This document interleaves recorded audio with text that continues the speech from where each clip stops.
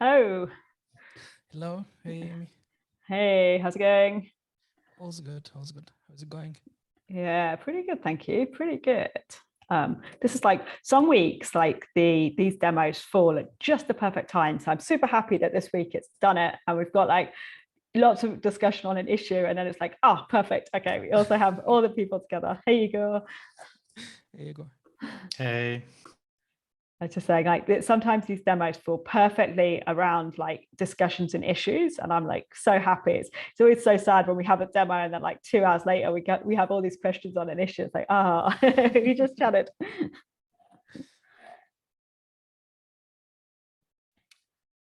Awesome. So we have everybody here. So welcome. This is November 24th. Kubernetes migration demo in the EMEA Americas time zone. So Henry, you've got the first demo item.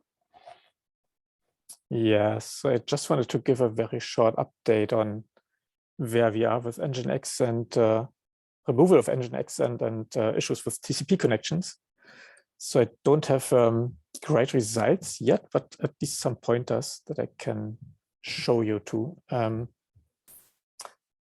Let me share my screen. So basically, what I think, or where we are right now, is that we think that TCP connections are terminated between the HA proxy and our Kubernetes deployments. And there could be two places where this could happen. This could be the internal TCP load balancer, where Google support looked into and didn't see anything. And they also don't think this is an issue there. And another place where this could be happening is the GKE nodes, because we can find it, documentation for that. What we are doing right now, we are using the default external traffic policy called cluster. And if you look at this diagram on the left here, what is happening there is that traffic is routed to random GKE nodes. And then we have the queue proxy on each node decide where to route, to which pod to route the traffic then. And this could happen to route to pods on other nodes then. So we will cross nodes. And this is using IP tables for that. And we could imagine that somewhere in between there, we are losing connections if pods are scaling up or down, or nodes are scaling up or down. And this is what I want to check into right now. And I didn't have much time for that, but the idea was to look into staging, to see, look for those patterns, and then maybe try to use external traffic policy local instead of external traffic policy cluster to test this. We didn't get that far yet, but what I saw is I looked into times when we scale up nodes or terminate pods. So this, for instance, is for scaling up nodes. So you can see at around noon today, UTC, we scaled up a node in cluster B, for instance, or looking at pods. At the same time, we terminated pods in all clustered, actually, because I think we had a deployment and G-staging getting on this time. And if you look at the logs on HA proxy at that time, it is fairly easy to look for those logs. It's just looking for this string for HA proxy logs called SH, which means it was terminated on server side, and H means TCP connection was terminated. And you can see we found something around this time, for instance, on this front end load balancer. So, and I saw this also last week, that we often see those connection terminations happen, and at the same time we see a pod scaling or terminating. So I need to collect more data because we don't have many events on staging. We don't have much traffic there, but in the few cases I saw, it always was matching up with pod scaling or node scaling. I'm not sure yet if node scaling or pod scaling is the necessary event for this. I think it's more pod scaling than node scaling, but this looks promising to look further into, because the correlation seems to be very strong. It's easy to reproduce. And it's also easy to cause scaling up and down by just playing around with the HPA and setting min nodes to a higher number, for instance. I tried this last week.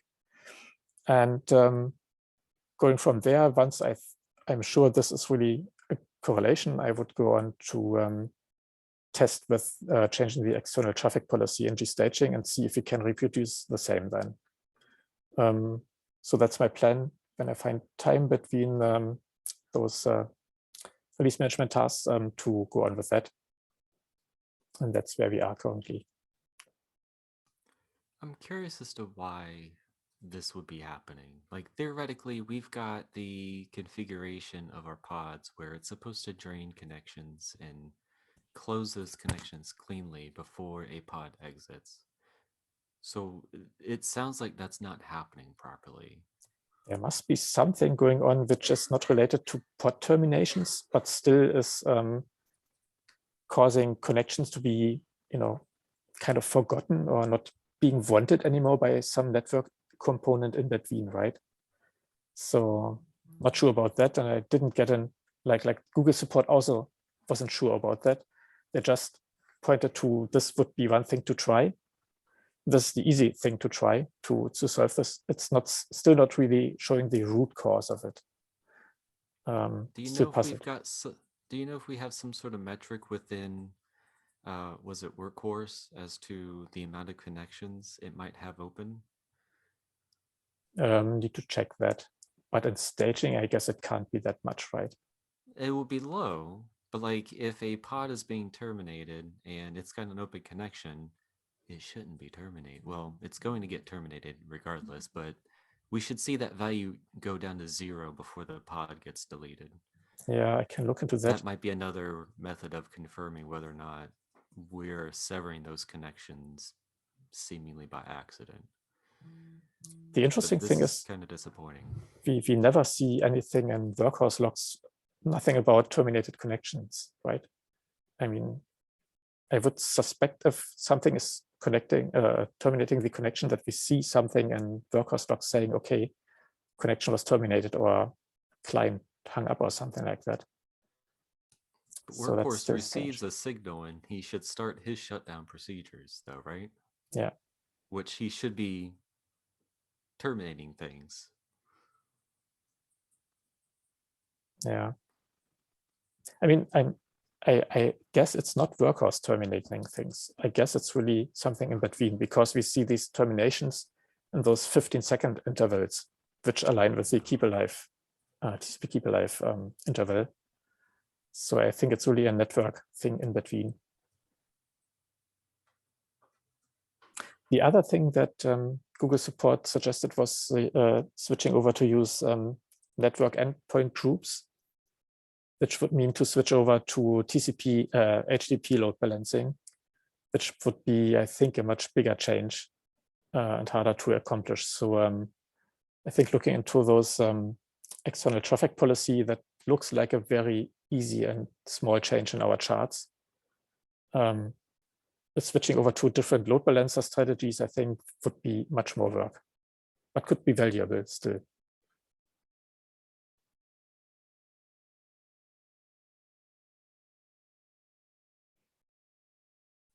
Yeah, so that's where we are with that. That's cool. It's good to see some progress on that investigation. Awesome. Thanks for demoing. Igor, you've got the next item. Yes, yeah, I wanted to kind of check in on where we're at with Redis and decide on some next steps. So we had some discussions. I guess the main thing that I want to get is a decision here, like how are we going to proceed? And I don't think this decision is going to be set in stone. Like if we try something and it sucks, we can always, change course. But yeah, I don't know if we have to do that synchronously, but sometimes creating a sense of urgency can help get a decision so we can at least make some progress there. Yeah, so what are people's thoughts? So I've got a few thoughts. Was it issue 1416 has a lot of information at this moment, and looks like we're stuck between trying to decide whether we want to continue trying to dog food our home chart, which it's looking like based on the initial investigation, it may not be the best route, or going down the route of using Tonka, which we kind of know from a sense of what Graham has provided that using Tonka is available to us and is able to create the necessary Redis clusters. I think what we're missing though is if there's any feature inside of our Helm chart or inside of Helm that is preventing us from using our Helm chart entirely. Like I know that today we don't currently support the ability, which is fine. But I guess what we would probably need to have documented is what is preventing us from at least checking that out or building the functionality inside of our home chart that would support a multi-Redis configuration.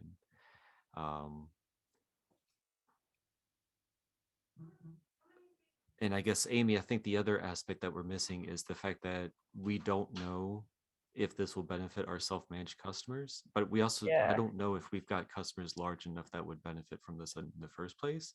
So this could be something that just doesn't get off the ground from the first place. And I think if we understood that answer, we would have a better idea of whether or not we want to investigate trying to figure out pushing this into our home chart or not. Yeah, I agree. And not just in there are self-managed users, also reference architecture is a new consideration we need to think about, right? Because staging ref is our first internal environment built off a reference architecture. It definitely won't be our last one, but the reason we're starting to dog food the reference architecture is because more of our customers are using it and also looking for this to become a more mature kind of offer. So it'd be great to figure out like, where does this Redis work fit with those? And perhaps also the urgency of scaling Redis as an independent piece of work. And then perhaps that helps balance out do we just go fast and fix things up later? Or do we do what's possibly a little bit slower, but meets more more user needs if needed?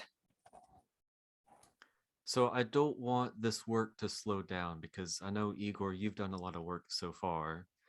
And I know, Ahmad, you've been doing a little bit of work on this particular issue. So I'm wondering if we could do two things in parallel. And one of those might be, let's try to figure out, do we have self-managed users that do deploy a multi-Redis configuration at all? Because that would help guide us as to whether or not we want to concentrate our efforts in any way, shape, or form on improving our Helm chart. And then I think the other item might be for Ahmad, where you continue with this issue and trying to figure out what we need to do with Tonka to test out a multi-Redis configuration, perhaps. That's kind of my gut feeling, but I'm open to other interpretations or other ideas here. Yeah, I mean, I guess maybe a slightly cynical take, but if we can sidestep some of the bike shedding and like pick Tonka, get that off the ground and not lose traction, that sounds sensible to me. It's separate enough that if we decide to reintegrate that into the chart later on, that seems pretty doable to me. It's not as entangled with everything else.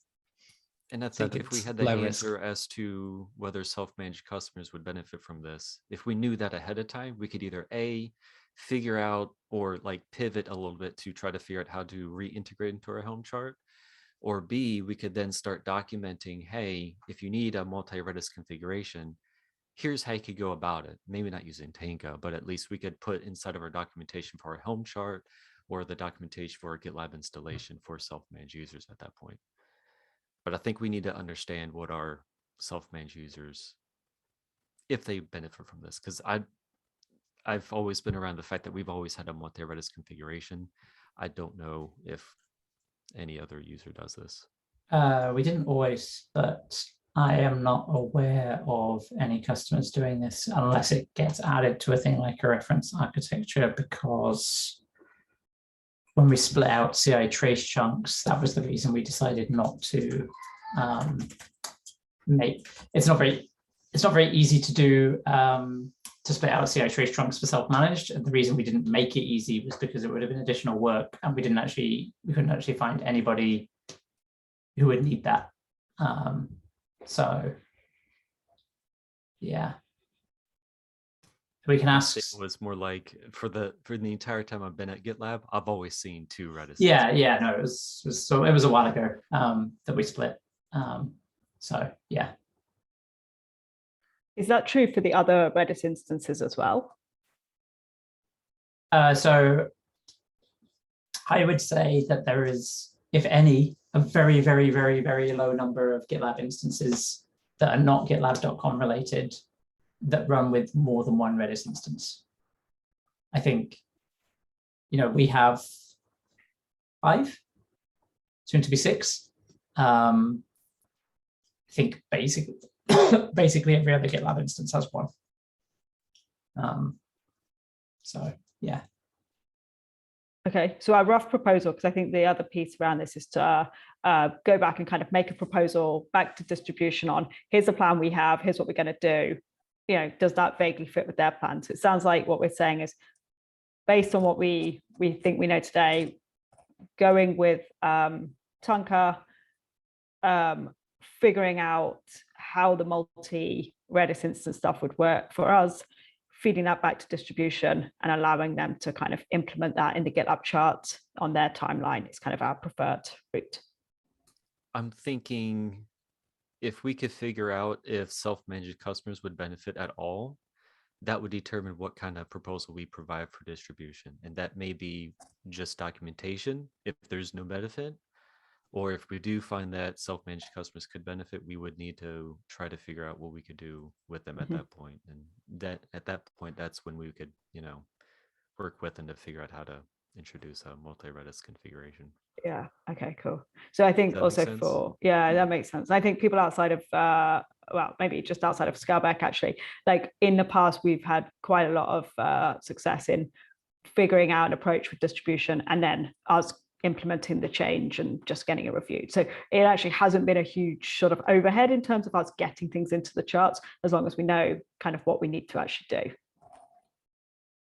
So I think to address Igor's concern of, bike shedding, I think the 2 parallels here is one, Amy, I think I would rely on you to try to figure out how we could get information about our self-managed users and reference architectures to figure out how much effort we need to spend in that realm. And then in parallel, Ahmad, unless you have other ideas within our Helm chart or within Helm features, it might be time to start looking at Tunka and getting that portion going. I can pick it up with Tanka. The other and option you could rely heavily on Igor because he's done a lot of work so far. Sure. Awesome. And just on timing as well, in terms of like ideal demo timings this week, tomorrow morning, there is the APAC k8s demo scheduled, which Graham has accepted.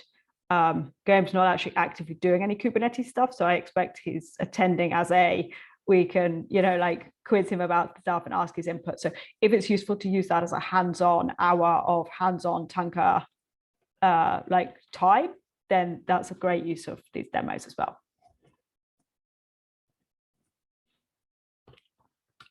Awesome.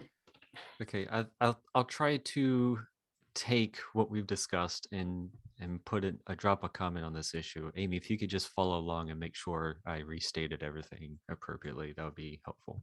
Awesome. I'll get this recording up as soon as I can as well, so in case you want to reference back. Super.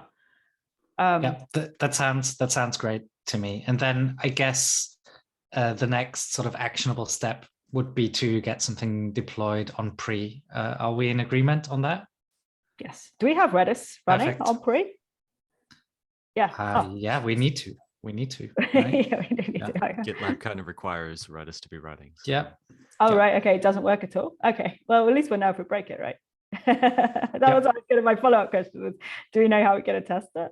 Well, let's deploy it without putting any load or any traffic or any data in it, just to have the chart installed and have something that we can toy with.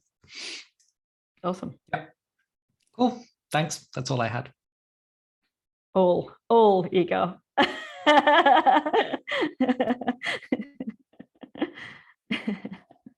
Super. Great. Are there any other Redis things that people want to bring up? No? Awesome. Okay. Skarbek, over to you. All right, so GitLab Pages.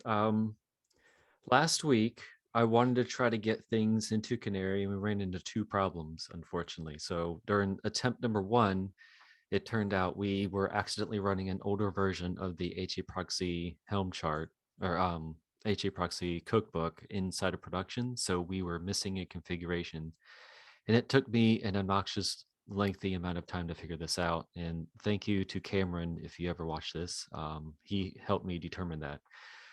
And then attempt number 2 failed because we have not yet fixed the problem within our HAProxy cookbook, where when you make a tiny configuration change, such as only changing the port, the global state file that HAProxy uses doesn't get changed. Therefore, the configuration file that you look at will say, hey, we'll send traffic to whatever port you want. But the state file says, no, we're going to send traffic to this port that you didn't want to use in the first place. So I've got a new change request out ready to go. We can't implement it now because we're under the PCL. But Pages at this point should be at a state where I could start getting Canary traffic into Kubernetes as our next step. So I think what I'm going to work on right now is the change request or what we would do after we get Canary going. I'm, like I said prior, I'm 100% confident that the third take is going to work. But I also said that to myself for the second take as well as the first take. So we'll see how it goes. It will work, I'm sure. And by the way, this HAProxy state file thing, that this has hit us a few times already, right? I also got ran into this. I've got a costing a lot of time each time, right, to figure out what's going on, because it's not so obvious. One thing what I think worked last time I got into that was instead of stopping HAProxy, removing the file and starting again, I think I was running HAProxy reload 2 times. Like one time is done by chef client.